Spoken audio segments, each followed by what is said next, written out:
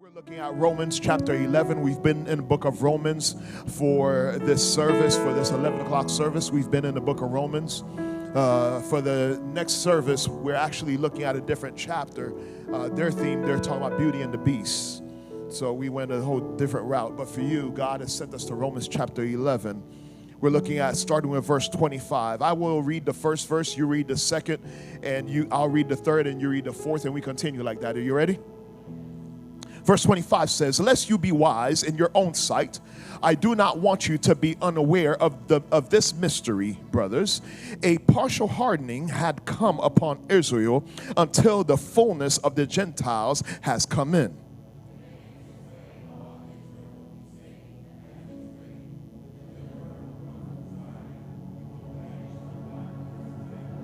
And this will be my covenant with them when I take away their sins.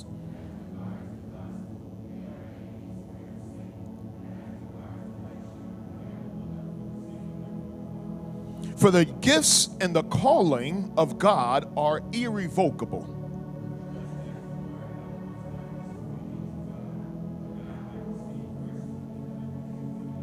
So they too have now been disobedient in order that by the mercy shown to you, they also may now receive mercy.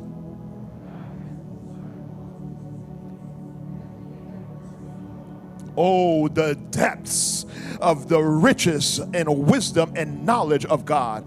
How unsearchable are his judgments and how inscrutable his ways. Or who has given a gift to him that he might be repaid?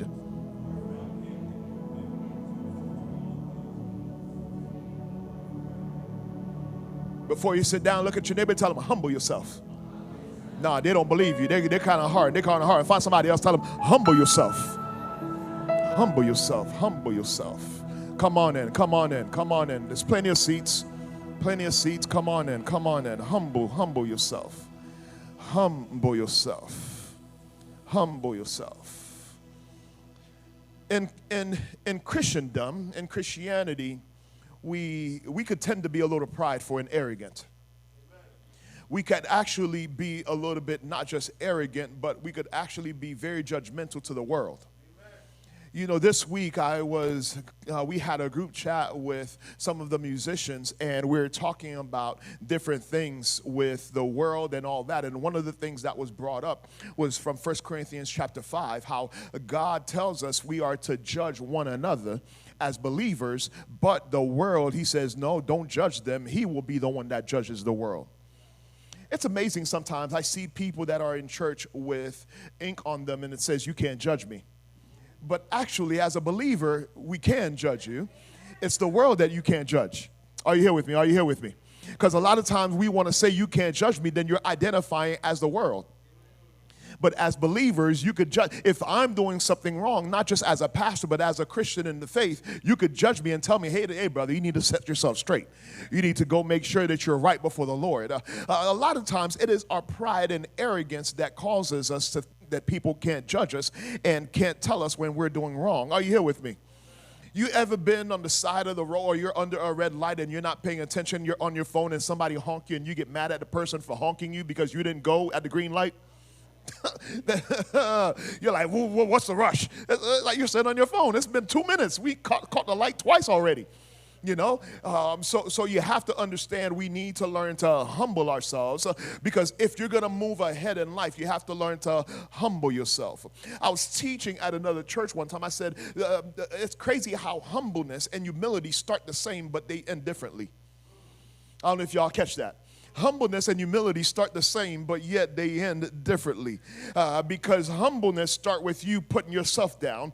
Well, I'm sorry, humbleness, you're just saying, listen, I'm going to go ahead and put myself down. I'm going to humble myself. I'm going to put myself low. But when you humiliate someone, somebody else is doing it to you because you decided, listen, I'm going to be puffed up, and therefore somebody's got to put you down. I want you to understand, whenever you humble yourself, if you bring yourself low, nobody else could bring you low. That went over your heads. Because a lot of times you put yourself so high and God has to cut you down a notch for you to understand we're nothing but dirt. So I say, I'm nothing but dirt. We're nothing but dirt, church. There's no expensive dirt. There's no cheap dirt. Dirt is dirt. Whether you live in $1 million mansion or whether you live in a $100,000 condo, we still go the same place when we die. It is dirt. But for some reason, we keep thinking that we are special. There's something different about us. You know, you can't treat people any type of way. You have to learn to treat people equal, church. Are you here with me? We have to learn to treat people equal. You love everybody. We care for everyone. There's nothing special about you but God.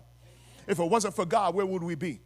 Let's think about that. If it wasn't for the Lord, where would I be? You wouldn't know me. If it wasn't for the Lord, man, I would be gone. I would be so far into this world and do some silly stuff. But it is only because God has kept me and he has upheld me. Imagine if that beautiful breath that you're taking, God decided to take it. What would you do? Where would you go then? There's nowhere to go but the grave. The Bible said that there's only one thing that is certain, and it is that we will die. It is set upon man that once we die, next thing there is judgment. But some of us want to use our Christianity as something that makes us special, as something that we are superior to everybody else. No, we are not. It is Jesus Christ that is superior to us. We're just mere human beings that he decides to use. When God uses you to lay hands on somebody and pray for them, and yet this person gets healing, we need to lift up our hands because he has used jars of clay to be able to do things that is marvelous in his sight. It is not you that did it, but it is Christ that is in you that did it.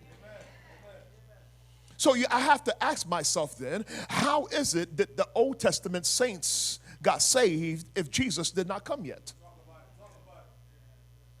Are you here with me? So you have to understand and you have to think and process, well, how is it that these Old Testament saints got saved if they died, but yet Jesus had not yet come? The Old Testament believers, believe it or not, believed through faith. And this is the reason why they actually offered sacrifice to God, because they believe through faith. The sacrifice was a foreshadow of Christ coming for him to be the ultimate sacrifice, knowing what was about to come. So they believe through faith that God is real. In Romans chapter 4, several verses in Romans chapter 4, verses 3, 9, and 22 said the same thing. And James chapter 2, verse 23. They said, for what does this scripture say? Abraham believed God, and it was counted to him as righteousness. Did you catch that? It wasn't the sacrifices that Abraham made, but Abraham believed God already. And because he believed God, it was counted to him. Listen, bro, you are right before the Lord. You're good before the Lord because you have faith in Jesus Christ. How many of y'all have faith in Jesus Christ today? It's amazing because sometimes we think that we're special, but you weren't the first ones. You're not the first one to think that you're special because you're a believer, because you're a Christian. Honestly, when you're looking at the gospel, Israel felt the same thing. Because God had chosen them to be the nation that he used, Israel felt that as if, listen, they are the best thing since sliced bread. But the reason God chose Israel is the same reason why he chose you. Israel was chosen to show the rest of the world how good God is, but Israel wanted to be like every other God, every other nation. I'm going to say that again. God wanted to show through Israel so all the other nations could see how good God is so they could serve the Lord. But Israel felt as if, you know what, I want to be like everybody else. Can I talk to you real quick? God has called you. He has chosen you. He has selected, elected, and he has purposed your life. And now you think that you are better than everyone else because of this. Therefore, you start wanting to be like everybody else. Can I be honest with you? You're not like everybody else. There is something different about you, and it's Jesus. This is the reason why you get in trouble when you do things while others get away with it. The moment you do something evil, you get caught. But everybody else could do something and they're okay. Oh, man, it's crazy. It's crazy. Have you ever been that child? Your brothers or your sisters do things. Your mom and dad never see it.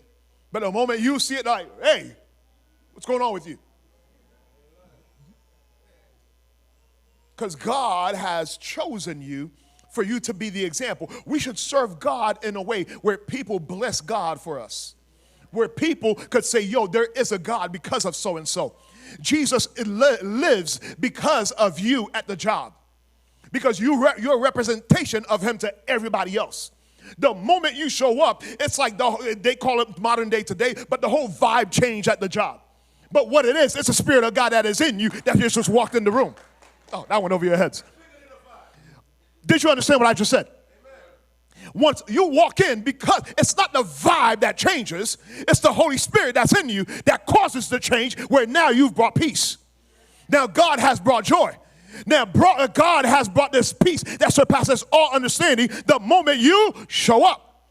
Have you ever noticed wherever there's prayer, there's peace? You go to a church, you go to a school where there's prayer, you'll find that there's peace all around. You were chosen, as Israel was chosen, to show how good our God is. You're not like everybody else. God has called you for you to be different. Why do you want to be like everybody else, church? Why do you want to act like everybody else? Why do you want to talk like everyone else? You have your own lingo. When they say praise the Lord, you shout praise the Lord as well. You have your own lingo. When they're singing, oh, praise the name of Jesus, you lift up your hands. You have your own way of doing things. The world may have their own way. As soon as they hear their beat, they want to get their hands down and twerk. But as soon as you hear God's beat, you want to lift up your hands and give God praise.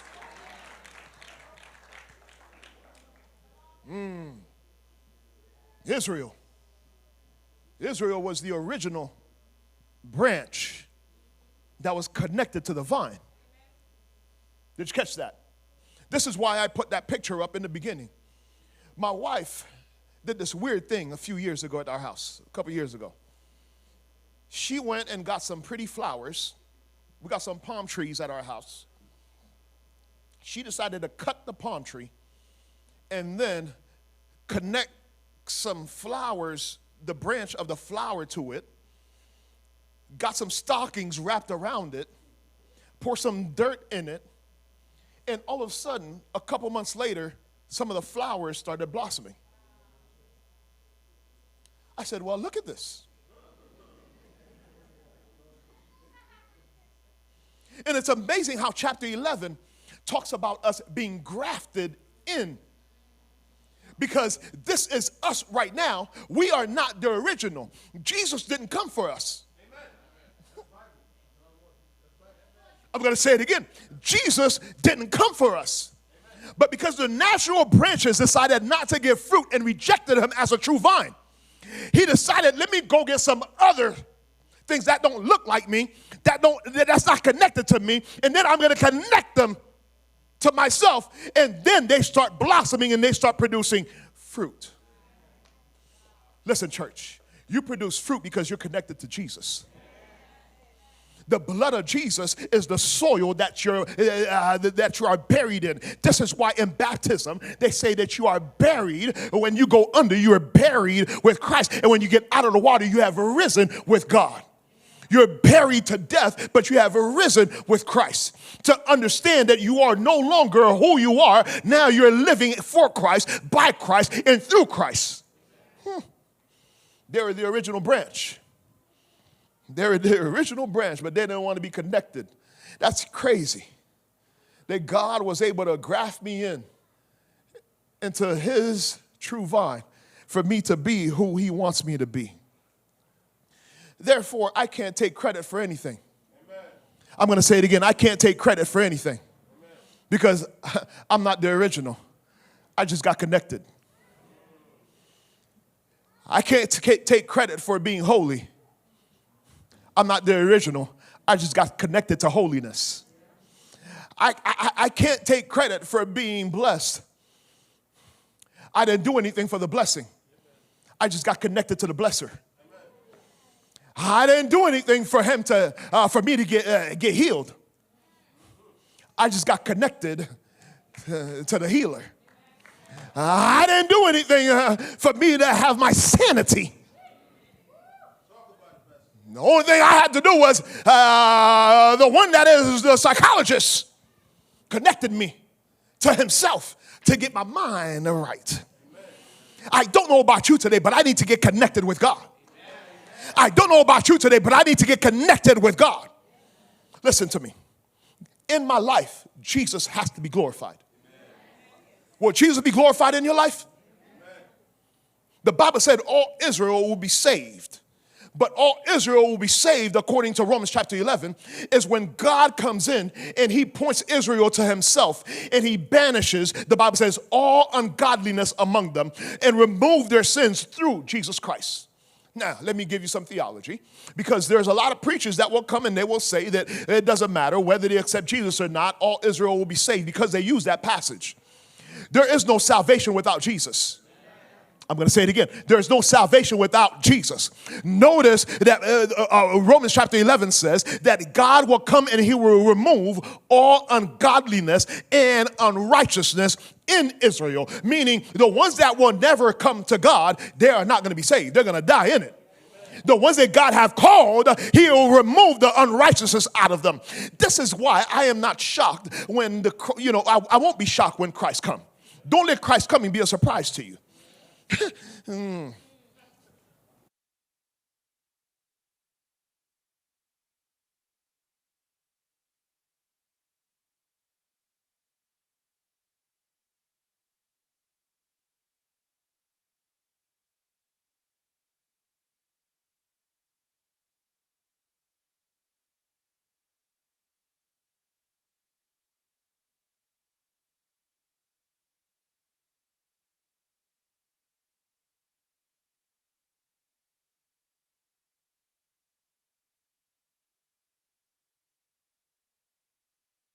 And everyone that was supposed to be saved is saved and gets caught up with him in the air. Without any chaos, without any craziness, and all of a sudden the world they don't even realize that we're gone until they're looking for us and we're not here no more. That's how I think God will do it. But who knows? He may cause chaos. He may cause chaos. Who knows? He may cause everybody to have electric cars. And now they could be controlled other places because you could drive it remote. Oh, y'all don't know that. You got new Teslas now that you don't need people to drive. You can sit in the back. But anyway, that's neither here nor there. But imagine you could be driving your electric car and all of a sudden Jesus comes and it continues to drive itself to the destination that you had set. Who knows? Who knows? Who knows? That could be the reason why God is setting it up where all these technologies coming today. Who knows? All I know is the only thing that remains true is that God said, I am coming back. I'm coming back to get my church. The gates of hell will not prevail against us. So don't think that you're so special because God called you for his own purpose. I'm going to say it again. God called you for his own purpose. He called you for his glory. I kid you not, there was a young woman that came. She was like, she knew me from Palm Beach Lakes High School, Pastor Mark. She looked at me, she's like, you're the pastor? You ever had people that knew your past? You ever had people that knew what you did? You're the pastor? I moved to a townhome once, and when we moved to the townhome, I didn't realize one of our neighbors, I went to middle school with him. The first thing that he saw, as soon as he saw me come out the house, he's like, yo, you live next to me? I said, yeah, man, hey, how you doing, man? He's like, yeah. He's like, you don't remember me? I said, man, it's been a while. He's like, yo, middle school, remember what happened? He said, nah. And all of a sudden, he starts telling a couple stories about what I did when I was at middle school. My daughter's standing right there. My wife's still like, oh, God. And here I am, pastor of the ark, and I'm like, oh, my Jesus. And he's telling them stories about my fights. He's like, yo, this man caused a teacher to retire. I was like, Lord, man, let's leave that alone. I'm like, God bless you. I'm no longer that anymore. I don't have those anger issues, But again, people will remember your past. But I want you to understand, this is what the devil does too. He reminds you of your past. But I want you to always live in the present, but always remind the devil of his future. Because his future will be, he will be tied up in chains. His future will be, he will be sent to the lake of fire with all his angels. His future is not looking bright when God has a brightness set up for you so God can get the glory, church. The Bible said that the fullness of the Gentiles must be complete for God to get back to Israel and let them know that, listen, you are my first love and I got you. Let's be honest, fellas. Let's be honest. Your first love, you never forget. I know, don't say nothing. You're next to your...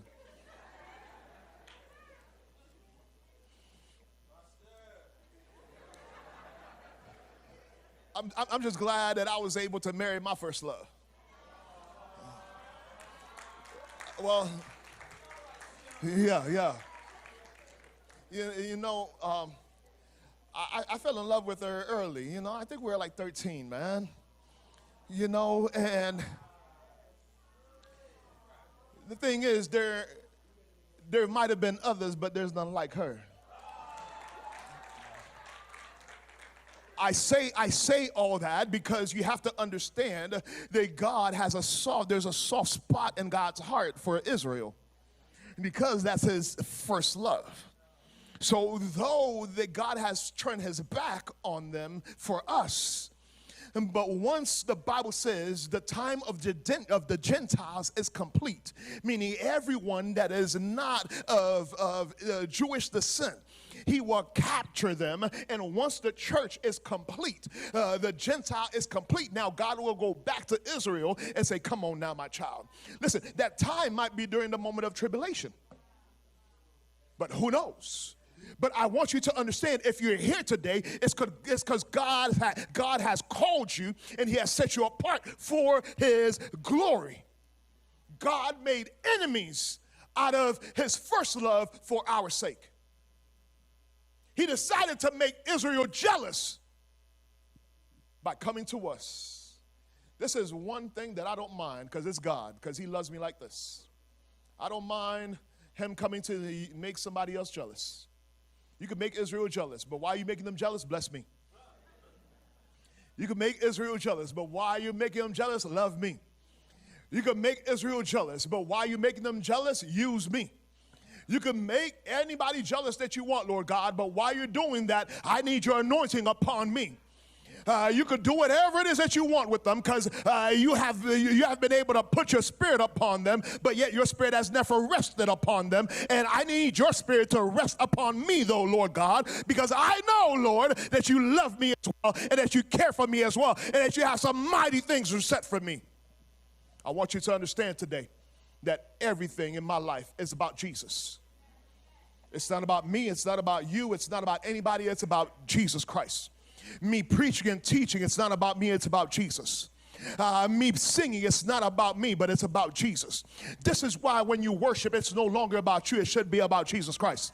Are you here with me, church? Are you here with me? This is why when you give God praise, it should no longer be about you, it should be about. That's why I don't care if you see snot in my nose, if you see tears in my eyes when I worship, because it's not about me, it's about Jesus Christ. You can snap a picture, you can post it on social media, you can make memes about it, but I don't care because it's for my Lord. I will look like a fool because it's about Jesus. You have to be wise. Come to the position of wisdom to search the heart of God, to search the mind of God. I've got 2 minutes to teach here. This is what makes you a good Christian, church. Are you ready? You have to have the heart and the mind of Christ. Some of us have one or the other, but you need both to actually be a true Christian. To have the mind of Christ, that means you understand the laws of God. Are you here with me? To have the mind of God, that means you understand his laws. Thou shalt not kill, thou shalt not commit adultery, thou shalt not covet. You understand the laws of God, but the laws of God also have a heart behind it. So when we commit the sin and we mess up, there has to be a heart behind it for us to be able to understand, listen, though we mess up, but we could get back up. Are you here with me? This is why I don't throw anyone away when they mess up. I can't throw you away when you mess up. because I mess up too. So because of the law, I understand that we messed up. But because of the heart of God, I understand that there's justification, regeneration, purification, and sanctification. Did you catch that? So you have to have both the heart and the mind of God. God is doing something beyond our understanding. That's why right now he has brought people from everywhere, all different walks of life. I love it. In this church, you got doctors, you got nurses, but you've also got thugs. You've also got old prostitutes. You've also got some that have come from very funny lifestyle. You've got some OnlyFans fans that are here that are getting saved. But I thank God for that he didn't just call just the doctors and the lawyers to be here, but he also called the wretched to be here as well. He's doing something that's beyond our understanding, church. It's amazing how there are people that have been in church all their lives, but when the trumpets sound, won't be saved. But yet, there are people that's in the world right now. They're high as a kite from smoking weed. But yet once God has called them, they snap out of it and they come to the understanding of who they are in Christ, and they drop that stuff and they're no longer addicted. Listen to me, church. You are grafted in. Humble ourselves. The ark, God is telling you today, humble yourself. Yes, you're a great church. Humble yourself. Yes, you have a great job. Humble yourself. Yes, your business is thriving. Humble yourself. Yes, you're doing some mighty things in the community. Humble yourself. Yes, we have a big house. We drive nice cars. Humble ourselves. Yes, God has blessed you. Humble yourself. Okay, you've got $1 million in your account. Humble yourself. Yes, you wear nice clothes. You wear Gucci. You wear Prada. Yes, humble yourself. Yes, you look good. Humble yourself. Yes, you think that you're up here. That doesn't matter anymore. We need to learn to.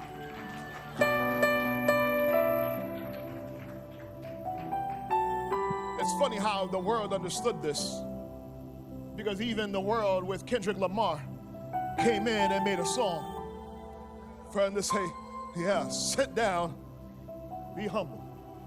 Sit down and be humble. Listen, we need to learn to be humble. You know what I love about humbleness? The Bible says when you humble yourself, he will elevate you. I don't know about you today, but are you ready for elevation? Are you ready for God to elevate you? Listen, can I teach you real quick before the team come up? I could stand like this and try to jump up. I can't go very far. You know the only way for me to jump high, what do you have to do? You got to be able to humble. You got to be able to go down low to be able to jump up higher, because this is what humbleness does. It is a spring to be able to boost you back up, for you to be able to have the strength and for you to be able to pop back up and know what God is doing. Listen, I don't know who God is talking to today, but today we need to humble ourselves. We need to be able to humble ourselves before the mighty hand of God. The Bible said that we must decrease so he can increase. I don't know about you, but tell your neighbor, humble yourself, humble yourself. Humble yourself, humble yourself. Tell your neighbor, humble yourself. Come on, praise team. Tell your neighbor, humble yourself, humble yourself. You can't make it without God. Humble yourself. You can't do it without the Lord. Humble yourself. You think you got it? Humble yourself, and you see the glory of God in your life.